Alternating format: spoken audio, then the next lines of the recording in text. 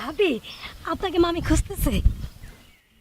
আচ্ছা তুমি কি মানুষ না হাফের বাচ্চা কত? হ্যাঁ, আসা যাওয়া করো, কিছুই টের পাই না।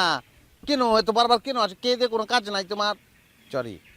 আচ্ছা ঠিক আছে, যাও তুমি ফুটো, আমরা আসতেছি, ও আসবে, সমস্যা নাই, যাও। ও ভাবি আপনাকে তো আরেকটা কাহিনী বলাই হয় নাই। একবার সিকান্দার ভাই। আচ্ছা তোমার এত ফৈনিমার কথা কেন? হ্যাঁ, খালি চিতিচারণ চিতিচারণ।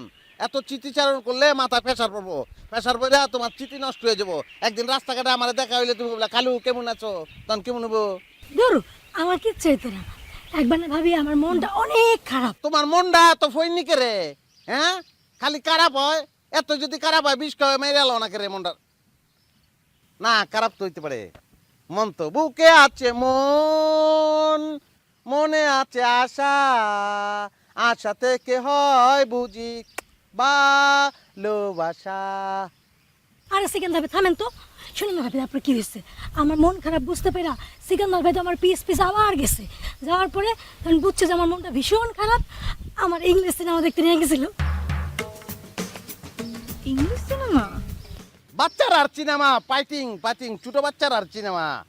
কোনো কোনো খারাপ কোনো দৃশ্য নাই, খালি একটা একটা খালি সোমার দৃশ্য আছিল। তাও টুকটা করে আউগাইছে, লগে লগে দুইটা পুলাইয়া বাড়ি মারছে, আমরা কিচ্ছু দেই নাই না।